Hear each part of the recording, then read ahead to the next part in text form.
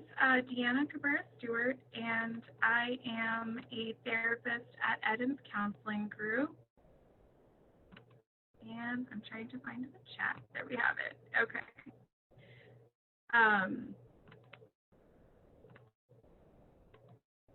So this presentation is about thriving versus surviving as a mom, trying to find balance when we want it all. We want to be great parents. We want to be great, in everything that we do. We want to be great employees, and so this is about finding balance. So just a couple reminders before we start. You should have all been muted when you came in. Just kind of keep yourself muted during the webinar, because we want everyone to be able to pay attention without a lot of distractions or background noise, and we want everyone to be able to hear. There will be some interactive exercises and practices during this presentation. And so for that, we'll just use the chat box for that, so you can interact with me via chat. When people ask questions or make comments in the chat, I'll read the question out and then respond. Okay.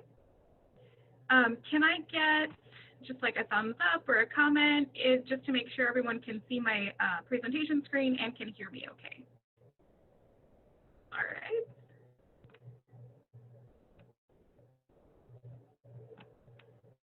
Okay.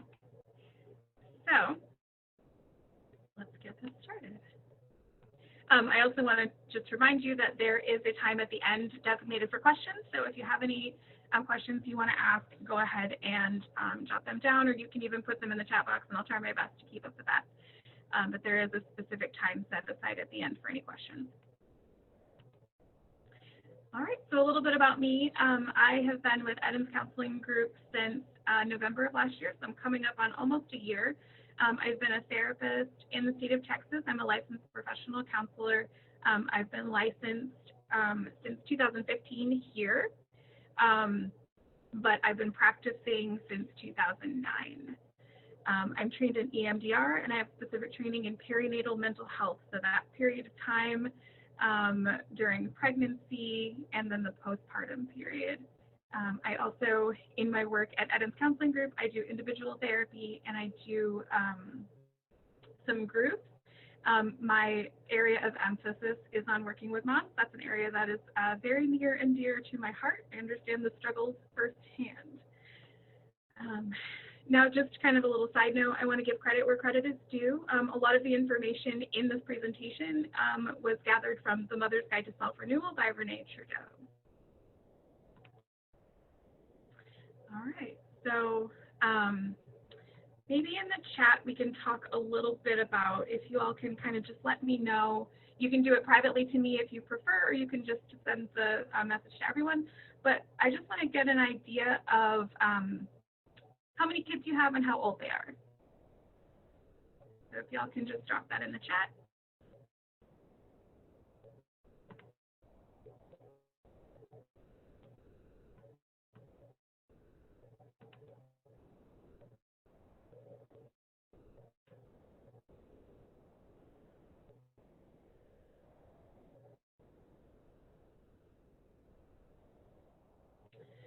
All right, so it looks like we have some kind of seasoned, I'm going to call you all seasoned. We don't have anyone who's like a super new mom, just became a mom for the first time. So this is probably, the first couple slides are probably going to be a little, like this is stuff you already know, but let's talk about it anyway. So just to start out with, a lot of times, one of the things that's most difficult about becoming a mom is just all of the changes that take place. And so some we're prepared for and some we're not so prepared for.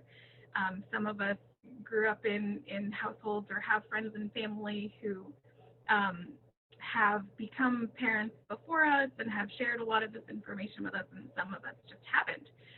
And so sometimes we're surprised by some of these changes, but there are changes in all categories of our experience. So we've got physical changes, social changes, emotional and spiritual changes for some of us. Like I said, this is probably stuff that you all are already familiar with, but just, here's a few examples of some of the ways in which things change for us. Financially, we have other expenses we're not used to having. We suddenly find ourselves with not a whole lot of time available. We may be experiencing emotions that we're not familiar with feeling. Our relationship with our partner might change. And a lot of these things don't only change when we first become a mom. A lot of times they change with new stages of our children's lives, new stages of our own lives even. Um, and so these changes can occur, kind of over and over again for some people, or you might have some changes at first and some will come later. But I think there's one thing we can be sure of in life, and that's that things are going to change. Um, One of the ways that a lot of people find they experience change when they become parents, or as their children go through different stages of life or development, is that motherhood changes us in a lot of ways, and our perceptions of ourselves can change. And I don't know if any of you have given that a whole lot of thought, but I'm just curious, or I want to leave you with this question, like, how has your perception of who you are, who you are inside, how has that perception changed? It may not be that you've changed. It may be that your perception of yourself has changed. And this is pretty normal to happen. It happens to many of us. So now I want to talk a little bit about some of the challenges, and then we'll move into some strategies. Some common challenges of motherhood. I feel disconnected from who I used to be. Maybe I remember who that person was, but I don't feel like I can quite be her anymore. Another very common challenge is I spend all of my time taking care of everyone else, and there's nothing left for myself. Quick show of hands, who kind of experiences that one?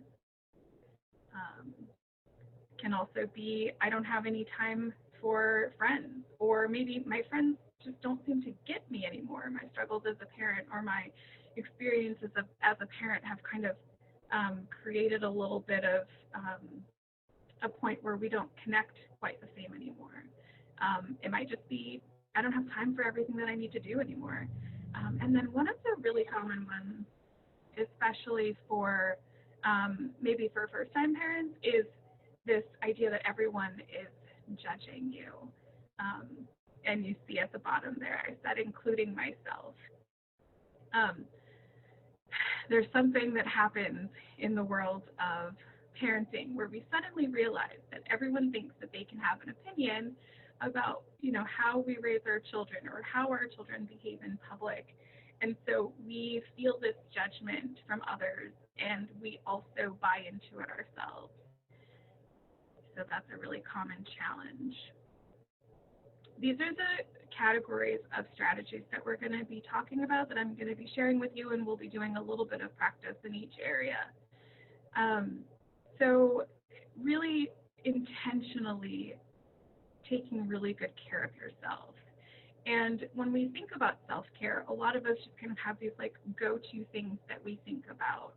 I know one of the maybe stereotypical responses, it's a very common response, is like, I take a bubble bath, or I go and get a massage, or I go and get a pedicure.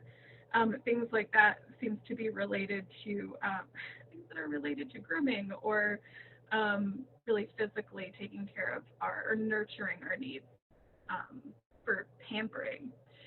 But physical is not the only area. So we have physical self-care, emotional self-care, spiritual self-care, and mental self-care. And it's important to pay attention to all of those areas. Having a really good support system is a strategy that can help us out a lot. In today's,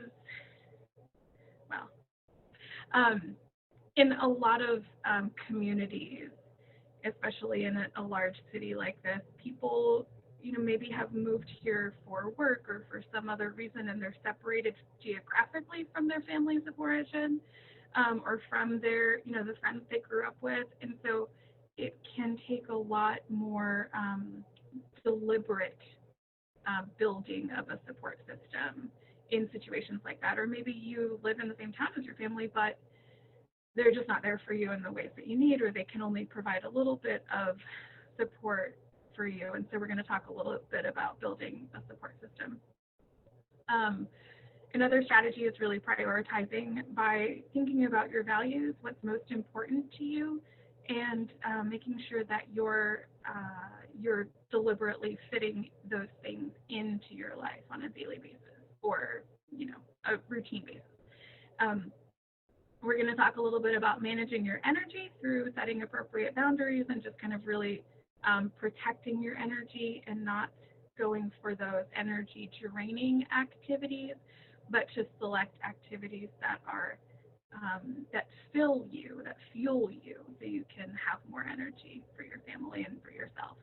We're going to talk about some unhelpful thinking and ways to reframe unhelpful thinking so that we can be more kind to ourselves. And then finally, at the end, we're going to talk about being present. And so we'll talk about mindfulness strategies and maybe some grounding strategies, and we'll do a little bit of practice together. All right, so we're going to start out with self-care. All right, why is self-care important? If our cup is empty, we have nothing to use to fill someone else's cup. And so a lot of times as mothers, we find ourselves needing to fill other people's cups. Our children have needs, physical needs, emotional needs, spiritual needs, mental needs. Our partners might have needs. Well, they do have needs. Our family and friends and other people have needs. And so we find ourselves, striving to satisfy other people and often not taking the time to really take care of ourselves.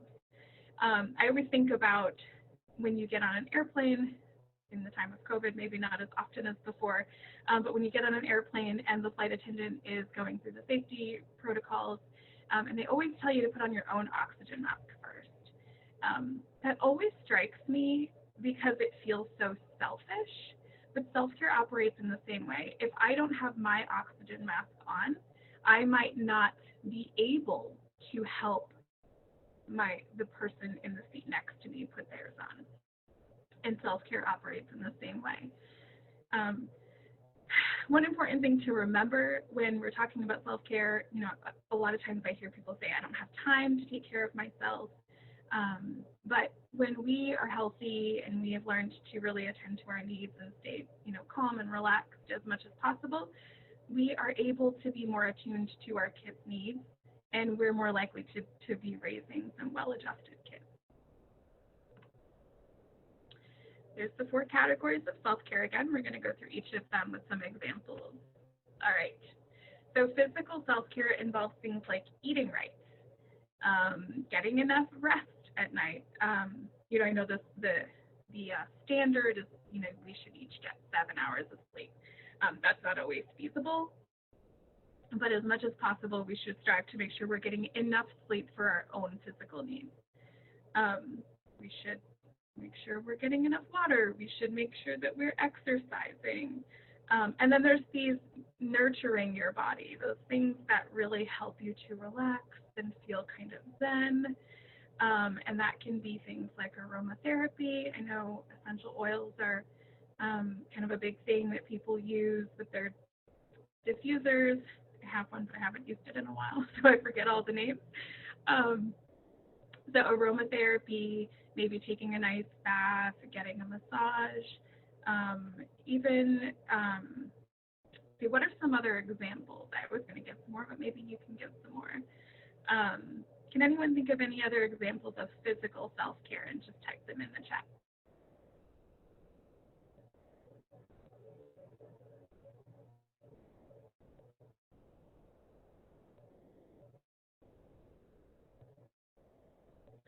So basically anything that you do that takes care of your physical needs in any way whatsoever falls in this category of physical self-care. All right, we're going to move on to emotional self-care.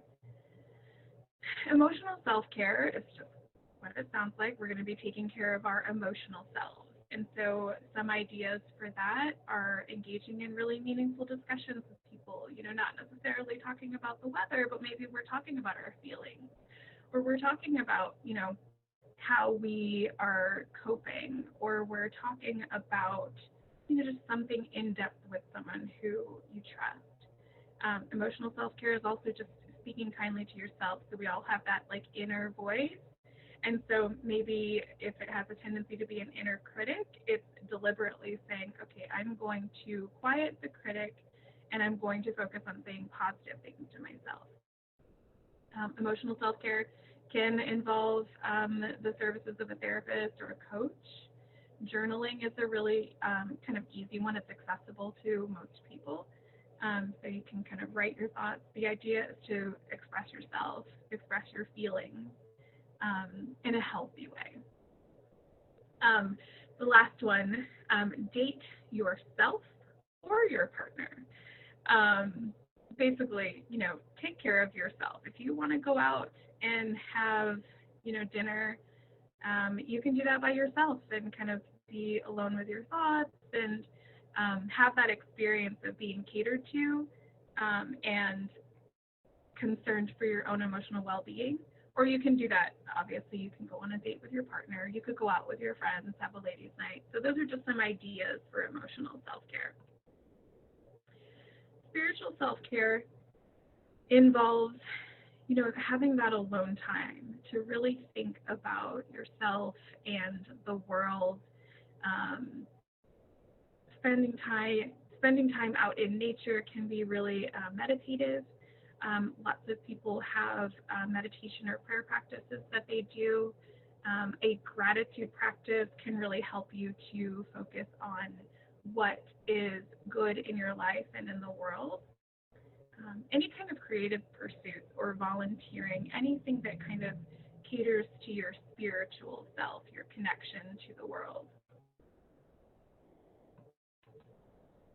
And then the fourth category of self-care is mental self-care. This is, caring for your mind. So you can engage in an intellectually stimulating conversation or learn a new skill or read a book or take a class and really kind of challenge yourself to move beyond your comfort zone in that way. Now, I have a question for you all. If you can, put in the chat, which area of self-care out of those four we just talked about do you feel needs the most attention right now? So if you stop and really check in with yourself and ask yourself, am I tending to my physical needs? Am I attending to my emotional needs? Am I attending to my spiritual needs? Am I attending to my mental needs? And just be still for a moment and ask yourself which one needs attention. All right, we got someone who said physical. Okay.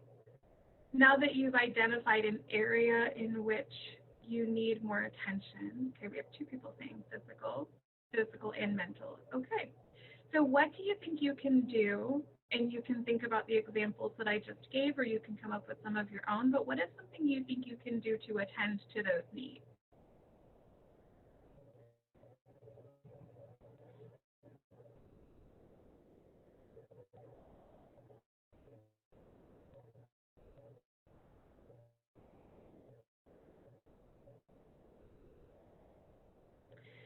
So I'm going to go ahead and share for myself. All right, we have someone who says exercise and meditation, going on more walks. Okay, that's great. Set a small attainable goal per week and gradually increase. Okay, very good. So now my next question is, when will you do that? And you may notice that I didn't say when can you do that. I said when will you do that? Because when we make a commitment, we are more likely to follow through on it than if it's the word nebulous is the only one I can think of right now. When it's not a concrete goal, when you haven't said, I'm going to do this on, Saturday. On Saturday, I'm going to set aside an hour to go to the park and sit on a bench or go for a walk and meditate. So if you can, in the chat, just tell me when will you do the thing that you typed. So exercise, meditation, going on walks, And then one participant said, set a small attainable goal. Anyone want to commit to a day or time? Saturday Pilates, that's awesome. Okay, very good. So it's a concrete and specific goal, and you have a plan, and you are committed to doing it. That's excellent. All right. This is something that I think it can be helpful to ask ourselves routinely. So whether that's every week, every month. All right, someone else said they're going for a walk after work. That's fantastic. So you're committing to taking care of yourself physically by going for a walk after work. Excellent. All right. So check in with yourself every couple weeks or maybe once a week, depending on your needs, and really just ask yourself, where do I need attention right now? What is the area of my life where I need to put a little self-care focus? All right, when it comes to support networks, we often think about friends and family, but there's so many more components to our support networks. It can be our kids' teachers. It can be our teachers. It can be your therapist. It could be neighbors, coworkers, the people who take care of your kids when you're not with them. A lot of times our support networks change when we become parents, and they kind of continue to change throughout our kids' lives. That's not always the case, but it often is the case. So here's kind of a little exercise to identify maybe where your support network can be built up some more. So if you take a piece of paper and draw a big circle, I'm going to go ahead and do it. So draw a big circle on a piece of paper. Oh, it helps if I hold it up. And I am right here in the center. This is me. So now if I divide the circle into 4 sections, like this, so we have 4 quadrants. I don't even know if you can see that. And then each one of these will be one of the categories. So it's going to be self. So who do I count on to support me as a person? It can be work and community. And then you've got family and marriage and household. And so you're going to fill in each of those categories. So, who's going to be there to support me within my family? My partner, maybe grandparents, my parents or in-laws. And then in work, it might be my boss, or it might be a coworker who's just always there for me. But these helps you to kind of see maybe where your support network needs more attention, or you maybe need to add some people to your support network. And so that's a good exercise if you find yourself, feeling alone and like you don't have enough support in your life. All right, and we're going to talk a little bit about values. And values are just, what's most important to you. What do you value? So for some people, it might be, I value honesty. It could be like a trait. It could be I value success, achievement, family. So just, what is most important to you? Most of us have several that are really important to us, but if we can narrow it down to like maybe the top 3 to 5, and then really kind of think about how the way we live our daily life aligns with those values, it can really help us to feel more connected. And when we're living out our values, we feel like our lives have a little bit more meaning. Another thing when it comes to priorities is thinking about like what drains you and what fuels you. And I mentioned this just a minute ago. But what are the things that suck the energy out of you? Maybe it's, having to spend time with your mother-in-law. I love my mother-in-law. I just said that because it's a common one. Or, maybe it's, having to, I don't even know. Can't think of any other examples right now, but we all know that there are things that after we do them, we just feel completely wiped out. And then there are also activities that fuel us. And often those things that fuel us are either self-care or they're in line with our values. And so values and priorities go hand in hand. So I have this exercise. Don't know that we have time to really spend a lot of time on it today, but I want to kind of introduce it. So to identify your values, take a few minutes to reflect on what you most want your children to remember and to know about you. So let's say, you're thinking ahead to a time when you're not here anymore. You have passed on and your children are still here. What do you want them to talk about? What do you want them to remember you for? And so here are some kind of ideas of things to think about. So you're very passionate about what? What did you love to celebrate when you were alive? Obviously, you're still here. But by filling in blanks like these, we can identify the things that are really important for us. And they may be things that we've been neglecting, that we haven't really been focused on, but it can really help us to identify what is important to us in life. All right, now we're going to talk about energy, managing our energy, and setting good boundaries to help us manage our energy. So a lot of these things are repeated from self-care, so that's cool because when we engage in physical self-care by getting enough sleep and eating healthy and making sure we're getting all of our nutrients, we are also managing our energy. So we are fueling our bodies to get stuff done.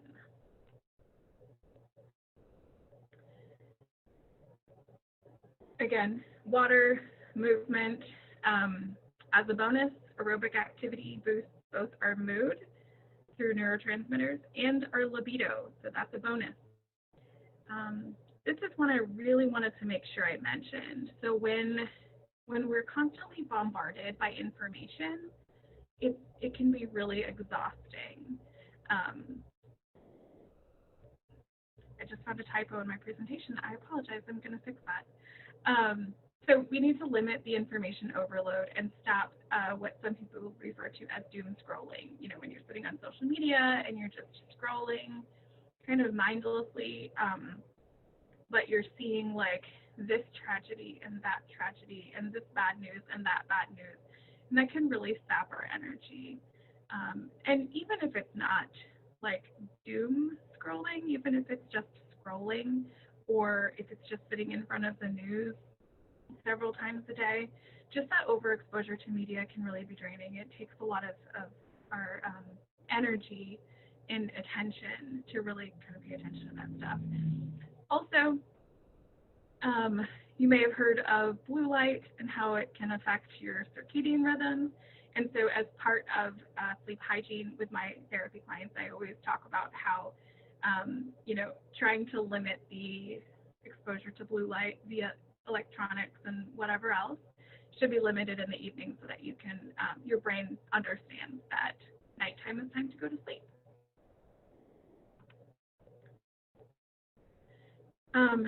Another way to manage our energy is to make time for the things that fuel us, our hobbies, spending time with people in our support network, doing things that really engage our creative side, getting outdoors, being in nature, whatever it is that fuels you and helps you to feel energized and not have your energy drained from you. Make time for those things, prioritize those things. Pilates, going for walks, you guys are already off to a great start. And then connecting with our supports. The people that we feel really connected to, the people we feel really understand us, and the people that it feels good to be around. That really being around those people boosts these feel-good neurotransmitters in our brains, and so that's really good for us. And so when we're talking about managing the energy that we have, because unfortunately energy is finite, it is limited. We do not have a limitless energy as much as we would love to. So managing the energy that we do have is important so that we can really take care of ourselves and feel more balanced and in tune with ourselves and our families.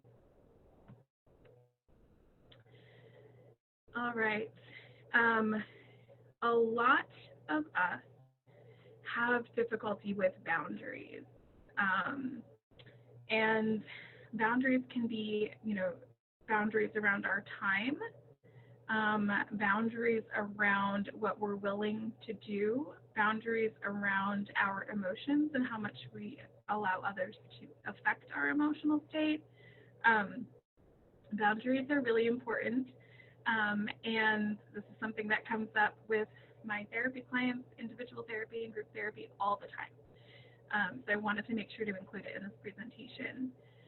So say no to the things that you don't want or don't want to do so that you have the freedom, whether that's the time or the mental energy or the emotional energy, but so you have the freedom to say yes to those things that you value, so the things that are really important to you. Having healthy boundaries can improve our relationships, increase our productivity because we're not, stretched too thin or trying to do too much at once. And it shows that we respect ourselves when we set and maintain healthy boundaries. Unhealthy boundaries, on the other hand, leave a lot of room for resentment. This comes up a lot in partner relationships, especially with when there are children in the home, because a lot of times as moms, so there's two reasons for it. We expect ourselves to just take care of the kids, but also our partners kind of expect us to, and it's not anybody's fault. It is how it is. And so if we don't set clear boundaries and really kind of make sure that we are asking for help when we need it and saying no when it's appropriate, so that we can do the things that we love to do, then we are a lot less likely to end up resenting our partners or other people in our lives. So this slide is kind of fun. This is some creative ways to say no. So a lot of times when people have a hard time setting boundaries or are not used to setting boundaries, they one of the things that I hear a lot is, but I want people to like me, or I'm a people pleaser, or I don't want people to think I'm mean or rude. And so it's very often that I sit down and explore with clients, ways to set those boundaries, ways to say no. Because a lot of times people get into this idea that to say no, they have to be very rigid and firm and almost aggressive. And so I'll often explore with people different ways to set boundaries that maybe they hadn't considered before. And so that's why I wanted to include this information here. So I think one thing that I think I've seen it before in numerous places, but also like a very dear friend told me one time, that no is a complete sentence. And it took a little bit of time to sink in for me, as it does for a lot of my clients. But sometimes you can just say no. An explanation is not necessarily required. And sometimes when we get caught up in explaining why, it can sound or can come across as though we aren't really sure, or our no is a soft no, or we want someone to help us overcome those objections. But really, what we want to say is no. And so if you really just want to say no, just say no. That's one way to do it. You can express appreciation to the person. Say like, I really appreciate you inviting me, but no thank you. You can express regret. I wish I could, but I can't, or I don't want to, or no thank you. Some people find it easier to pass the blame to someone else, kind of. And so maybe something like, well, I promised my partner that I wouldn't take on too much, because I'm really trying to find some, balance between, my home life and, extracurricular activities or something. And so no, so I'm not going to accept that invitation, or I'm not going to work on this project with you, or whatever it is. You can say no because you have another obligation. So whether it's a prior obligation, or maybe it's something that you value, like going to your kids' soccer practice or something, you can say, well, no, because I have something else that day. Um, I can't do that, but I can do this. What that's getting at is um, if someone asks you to do something to help them with a project or to, um, I don't know, I keep saying project, but that can mean anything, right? You can say, no, I can't create this presentation for you, but what I can do is I can send over some information that I found really helpful that pertains to your topic.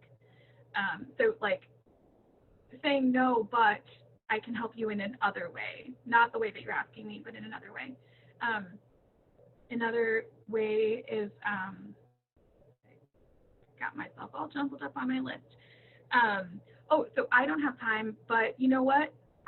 Sally knows a lot about this topic, so let me see if she can help you. So, like enlisting someone else, like maybe I don't have time, but someone else does.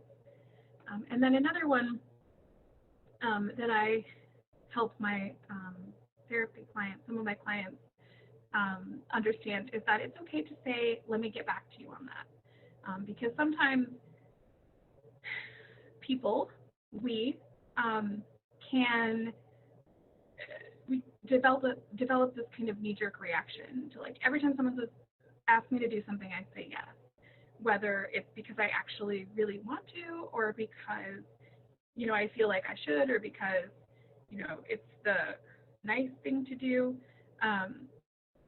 But then maybe we say yes, and then when we look at our calendar for that week or whatever, we see that, oh, I don't really have the time I thought I did, or we find this kind of happening where we overcommit. So what I help a lot of people do, or what I encourage a lot of people to do, is to say, like, you know what, let me think about that and I'll get back to you. Or I need to check my calendar, or I need to check with my partner, or I need a little bit of time to figure out if I can fit that in, and I'll let you know by Friday. So it's okay to say, to not make a decision right that second when someone asks you something. So I think that's a really helpful tool for a lot of people. So now I want to ask you all, is there an area in your life where you're finding it hard to set boundaries and say no? Let's go ahead and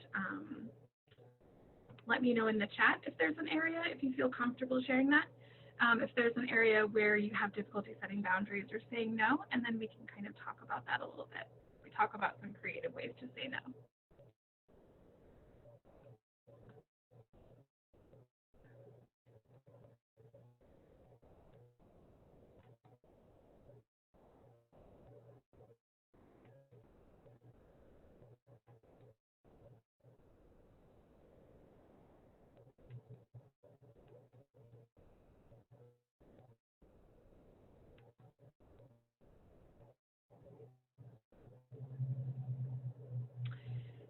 Setting boundaries. Okay, so we have someone who says, I set boundaries, but then they get disregarded. So setting the boundary is not the problem. Maintaining the boundary is the problem, right? And so that's something that really,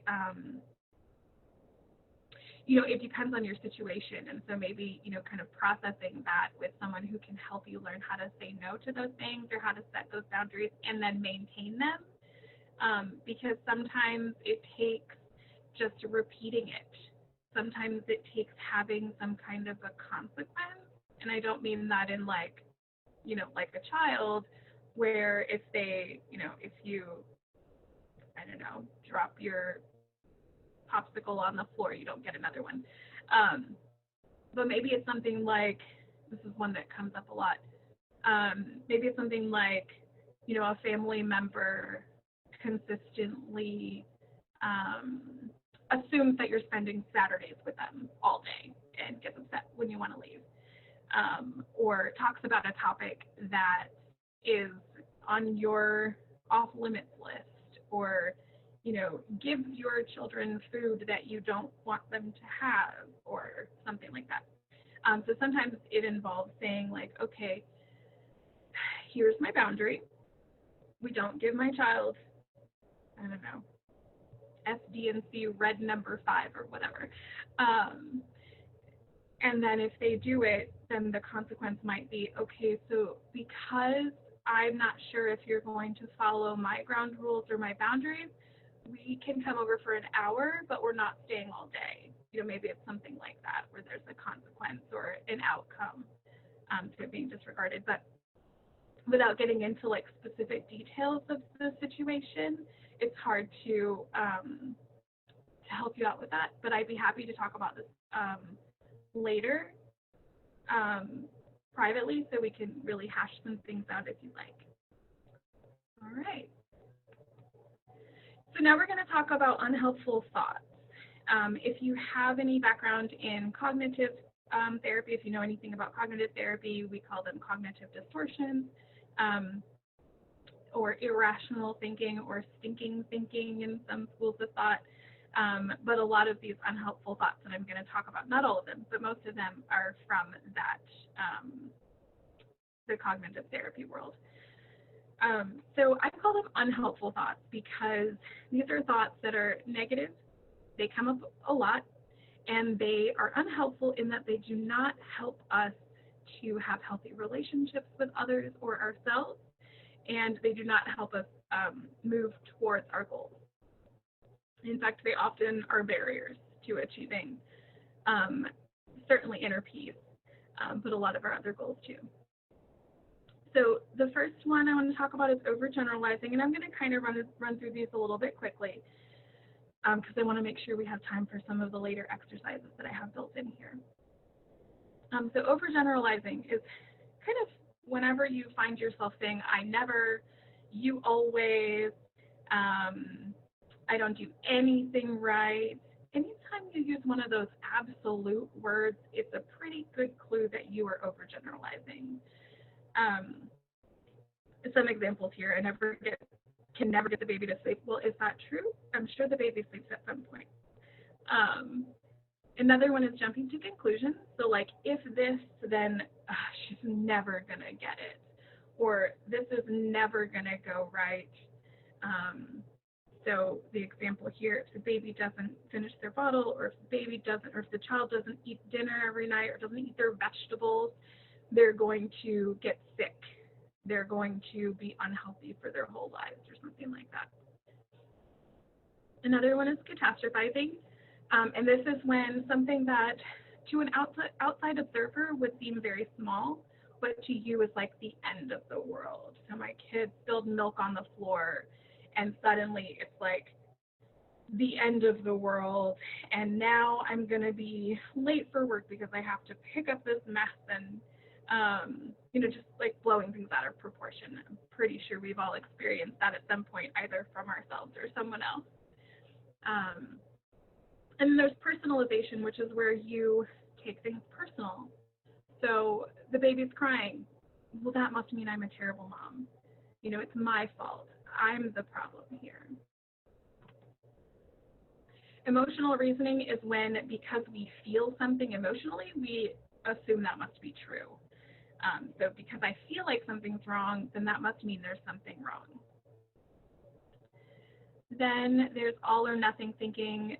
This is similar to black and white thinking. So like, I can't do anything right. I'm a complete failure. It's like I'm either doing everything right, or I'm a terrible person and nothing is right. It's that all or nothing thinking.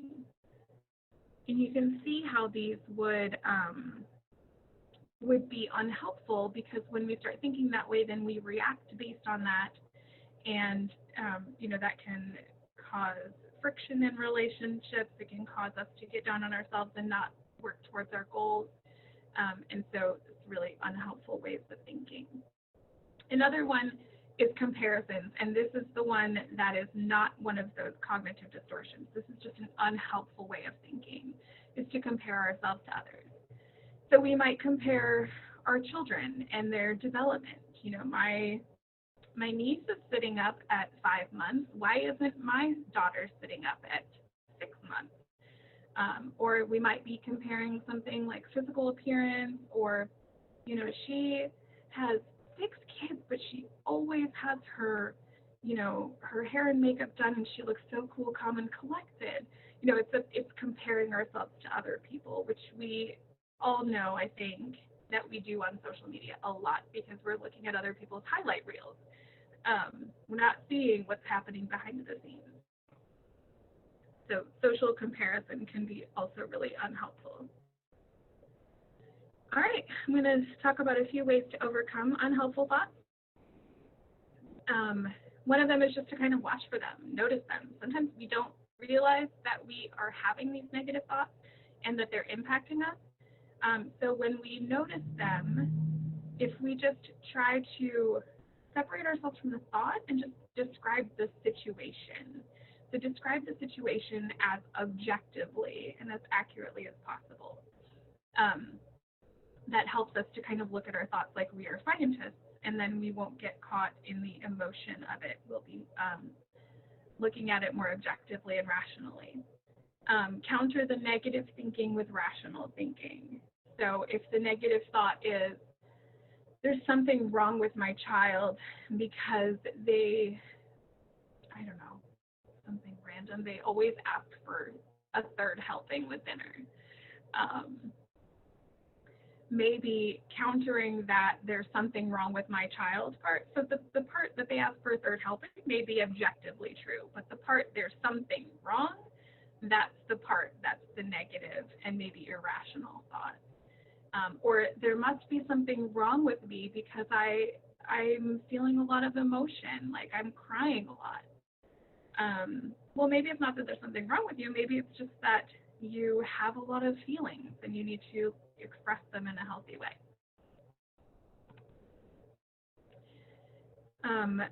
These questions I find are some of the most useful ways to challenge unhelpful thoughts. So if you have a negative thought that pops up, ask yourself these questions. Look at it like it's a science experiment. Like, okay, what is the evidence that suggests this thought is true? And what is the evidence that suggests this thought might not be true? Is the thought accurate? How would I talk to a friend who was in a similar situation? And if it's more like a fortune telling, like this is going to happen, like a fear-based negative thought, then it might be like, what are the chances of this coming true? What will I think about this in a week? You know, putting things into perspective. So these kinds of questions are really helpful to challenge those negative automatic thoughts that we tend to have. Look for a better alternative view of what is happening. So like, is my interpretation the only way to look at the situation, or is there a possible alternative way to look at it? You know, look at it from another angle, think about it from a different perspective. For example, instead of saying like, I can't set boundaries. That's a common one. I can't set boundaries. Or I can't make a decision. Reframe that and say like, I don't make a decision, or I'm choosing not to make a decision. And that can be kind of empowering, and it can reframe it so that it's no longer a negative thought or a defeatist kind of thought, and now it's something that is malleable and you can work with.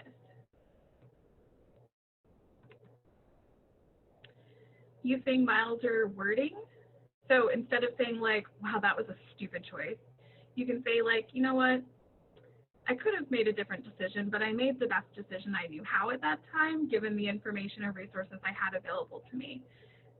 So just kind of reframing to make something less harsh and be kinder to yourself. Look at challenges as opportunities to learn. So it's not the end of the world. It's not an insurmountable challenge. This is something, an opportunity for me to learn something new or use a new skill. And then really challenging your assumptions and your perspective. All right, so I wanted to kind of do this practice, but I think we're going to run out of time. So let's just take maybe one of them. So the unhelpful thought, I never do anything right. Someone type, maybe everybody, if you could type a reframed thought into the chat box. So I never do anything right. What's a way you could reframe that? Something else you could say to yourself instead, or even something to ask yourself.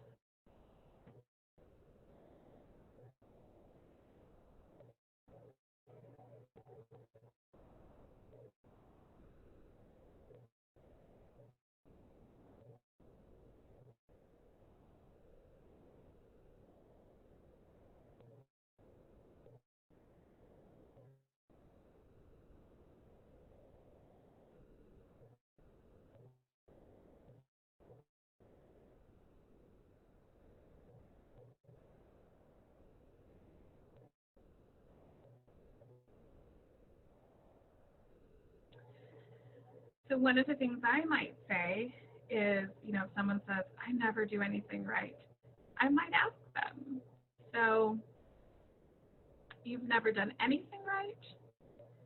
Was it something specific? Okay, so in chat, was it something specific? A bad morning? I do something right, but I may struggle with X, Y, Z. Excellent. That's perfect. Right. So when instead of saying I never do anything right, say, you know what, I didn't do this right. This was a bad day. I made a mistake, but I might struggle in this area, but there are things that I do right. And maybe, if it's helpful, you can give yourself some examples of those things that you do right. That's great. I think that was everything from that slide. All right. So the last idea I wanted to talk about today was being present. Being present, so what that means to me is being here now. So I'm going to be here in my body, in this physical space that I'm inhabiting, and I'm going to be aware of everything that is happening around me or within me or both. And that skill of being present, being able to kind of ground and center and be here, is associated with more happiness. You are more resilient, so better protection against stress, better capacity to deal with the challenges that life throws at us as parents. We know that happens constantly. It can even improve your immunity, research has shown, so it can boost your physical health, and it causes positive changes in your brain. So some ways to be present. Yoga is, I always recommend yoga. At some point, maybe will actually do yoga in sessions, but I don't at this point. I'm not a professional practitioner, but yoga is really helpful to really get in touch with your mind. So you could go to a yoga studio. It's maybe a socially distanced yoga studio or a goat yoga outdoors. So you can practice yoga with a group or with an instructor. You can look up yoga videos on YouTube or your favorite website. You can use an app. I discovered one recently called Yoga Studio, which walks you through different yoga poses and routines. And so yoga is a great way to practice that skill of being present. Meditation, mindfulness meditation specifically, is really helpful to teach you that skill of being present. I know a lot of people really like apps like Headspace, Calm. I use one called Stop, Breathe, Think. There are so many apps out there for meditation. What I really like about apps versus going and seeking out like an audio or something is that an app can remind you. And so you can set up your push notifications, and then you can click on the notification and go directly there. But you could just as easily set aside time every day, mark it in your calendar, go and find a guided meditation or a body scan, or just be quiet and still and do a meditation on your own. Grounding exercises are also really helpful, and the good thing about grounding exercises is that you can do them anytime, anywhere. And so you might be in the midst of chaos in your home. Your kids might be, I don't want to say ordering you around, but sometimes I think it might feel that way. So your kids might be, kind of doing what kids do, and you might start to feel a little bit stressed, and your thoughts might start talking to you in unkind ways, or you might start thinking about all the things that you need to get done and how stressed out you are. And so a grounding exercise is a great way to rein all that in and say, okay, I'm only going to be here now, and then respond from a place of being present. And when we're present and we're grounded, we're able to respond to what's in front of us, as opposed to all of the thoughts that can spin out of control pretty quickly. So all those expectations and negative beliefs and all those unhelpful thoughts that get in the way of responding calmly and assertively and effectively to the situations and people in our environment. So Some grounding exercises. One of the most common ones that I teach clients, especially who have a lot of anxiety or panic, is the five senses grounding strategy. You may have heard of it, you may not have. I'm gonna review it on the next slide. You can have like a grounding kit or a grounding box where you put different things in that engage your senses. So it might be, a candy that has a really distinctive flavor, or it might be something that you can touch that has, that tactile stimulation. It might be a little vial of essential oil that you smell. So you can create a grounding box. If grounding is something that you use often or that you need to call upon often, you can create a grounding box that you can then go and get and use the things in it to really just kind of ground and focus. But really, you can use any of the senses to ground. So grounding is just anything that you do that takes you out of your mind and out of, all of the unrest in your brain and brings you back into the present so that you can be here in the present. Here's the five senses grounding strategy. So it's pretty simple. Sometimes it can be hard to remember the different things to do, but the awesome part is that it doesn't matter. It really doesn't matter because the goal is to just get you out of your head and into the present environment and in your body. So to do this, you're going to take a deep breath and identify five things that you can see. So if anyone wants to type that into the chat, they can. I'm going to tell you five things that I see are, of course, my screen. I see a lamp over here. I see a tissue box over here. 2, 3. I see a picture or whatever on the wall. And I see my pen. So that's five things I see. Then you're going to identify 4 things that you can feel. Familiar with this exercise already? That's great. It's one of my favorites too. 4 things that you can feel, and that means your tactile sense. So like I can touch the computer in front of me. I can feel the way that my shirt is resting on my collarbone.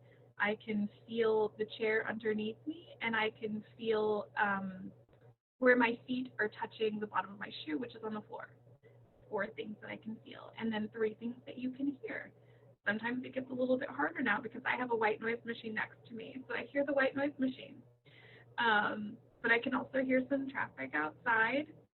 And if I'm really quiet, I can probably hear myself breathing. Definitely hear myself talking. So 3 things that you can hear. And then 2 things that you can smell. And so it may be 2 smells in your environment, or it may be 2 things that you can like pick up and smell. Like, oh, my fabric softener. Or the hand sanitizer I used right before this presentation. So that's 2 things that I smelled. And then 1 thing that you can taste. I can taste a little bit of the water that I was drinking.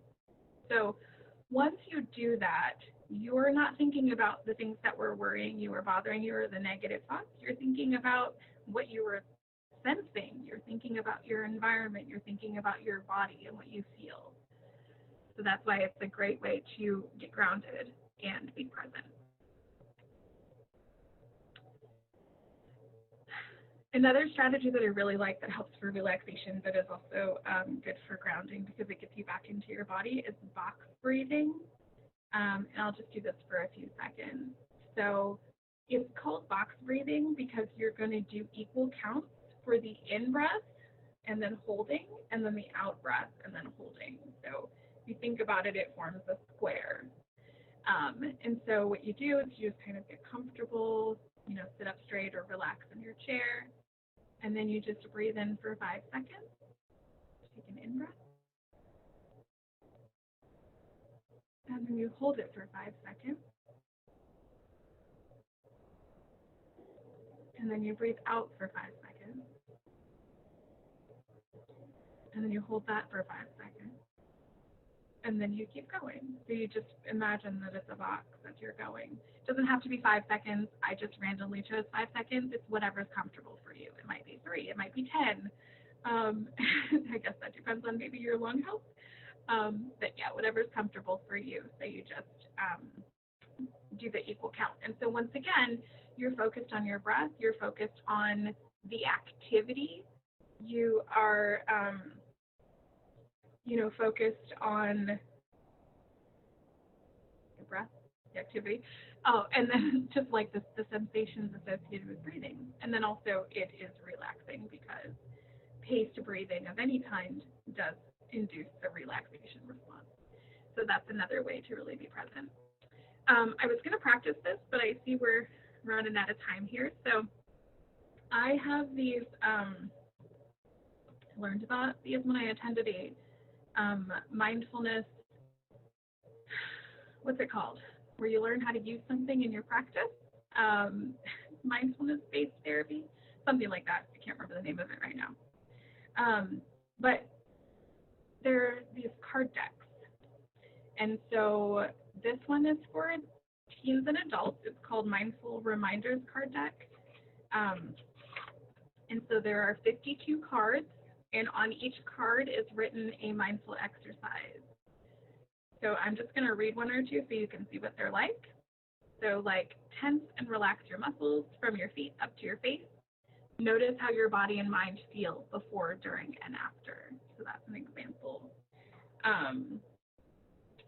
Another one is put down this card and walk to wherever you were going. So whatever you were about to do. Notice every sensation for each of the next 10 steps. So they're just ways to be mindful and ways to ground. And it's cool, there's 52, so you could maybe pick one each week and practice the same one for a week, or you can use it however you like. There's also a version that's more for children. It's called Growing Mindful, Mindfulness Practices for All Ages. Again, there's 52 cards in here, but they're more like geared towards kids. Let's see if I can find a good example. Place one hand, palm up, in your other hand. Then place both over your heart. Close your eyes. Notice sensations, notice emotions as you take 3 breaths. And some of it is like visualization and things like that. So I wanted to just bring this up. It's like, by the way, I do not have any financial stake in these. I just think they're really cool and really helpful. So I like to share them with people.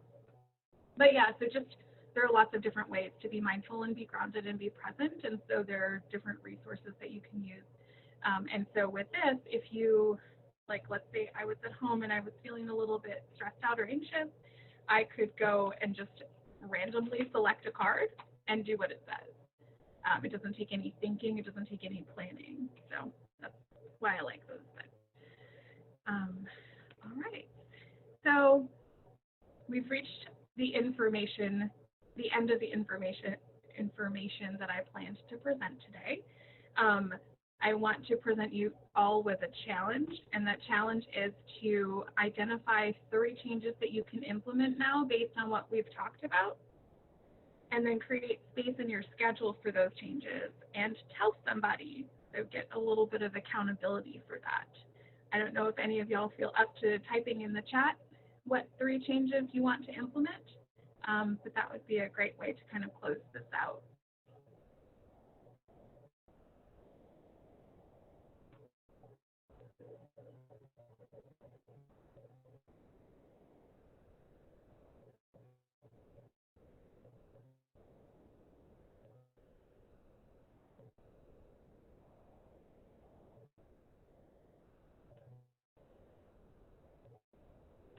All right.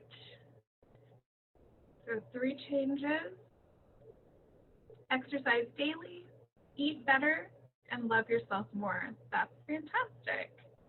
Exercise daily, eat better, and love yourself more. So you're focusing on that physical self-care, managing your energy, and combating the unhelpful thinking, I'm assuming, with that love yourself more point. Great. I think it's really important to commit to doing the things that we know help us to feel more centered, so that we can be more in tune with ourselves and have healthier relationships and raise healthy children. I know that's the goal for a lot of us. So now I just want to open it up if anyone has any questions or comments. Feel free to type them in the chat.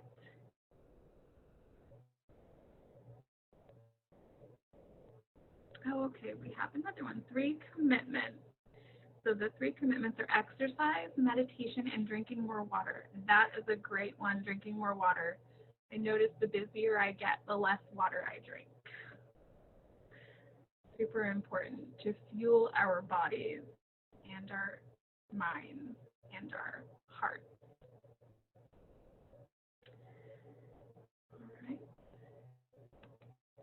I'll wait just another minute to see if there's any questions before I move on to the last couple slides, which are just information. And actually, while we're doing this, let me see if I still have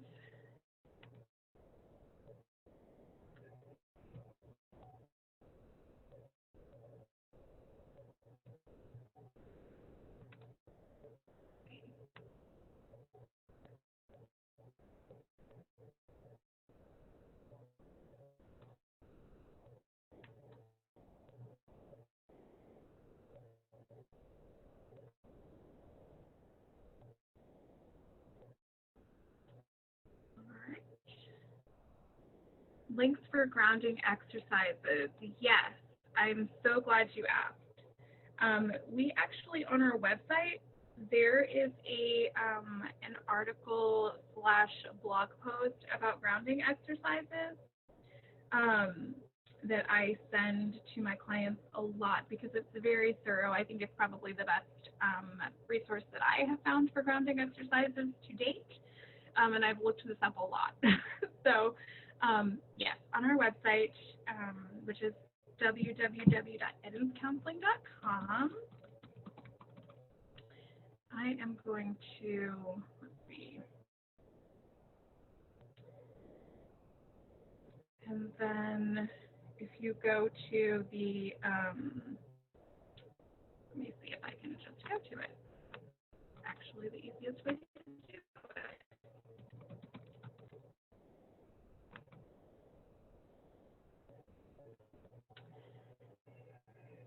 See, go to the blog. I believe that's where I find it.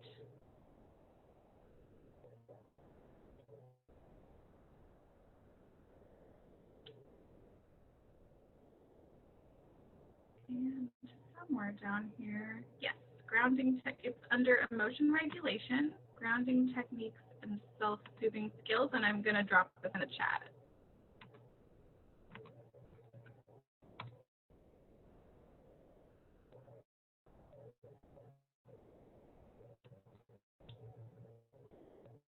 Okay. So there is a feedback form, which in a second I will drop that in the chat also. The feedback form is really important because it helps us to understand what people need and make sure that our content is relevant to those needs. And so I invite you to fill that feedback form out. I will drop that link in the chat in just a minute. I just have to remember where I put that link. I obviously encourage you to put what we talked about today into practice. Treat yourself more kindly and patiently. Be more present for your family. If you need any ongoing support, we have group and individual therapy here. My specialty is moms, but there are some other people in our practice who also work with moms. You can visit our website. You can give us a call. I will be starting a moms group here in the next couple weeks. So I invite you to reach out to us about that if that's something you're interested in, so we can do some group therapy and support groups. And then just kind of the names of those mindfulness card decks, but I think I already told you those, and some self-care apps, which I think I already talked about. So let me close the sharing, and I'm going to get that link for you really quickly.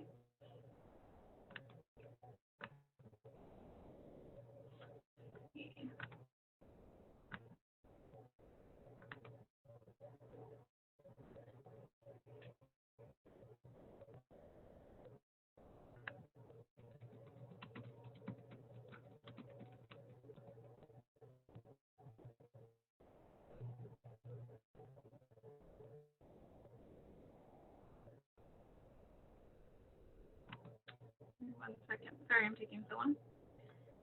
All right.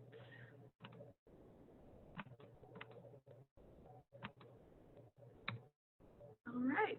There's that feedback form.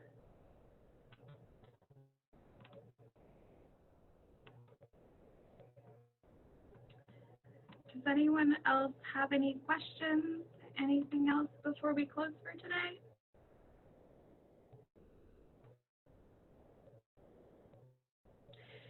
This has been great. I've been so excited to share this information with you all, and thank you all for interacting in the chat and the different exercises and practices that we have. If you have any questions or need any additional support, please feel free to reach out to me. You can access my information on our website, or you can contact our administrative staff as well. You will receive, if you have not already, the feedback form by email as well, and I believe there's also some additional information that would come directly from the practice. Otherwise, thank you all so very much for your participation. I've really enjoyed this. And I hope you all have an enjoyable rest of the evening and take wonderful care of yourselves.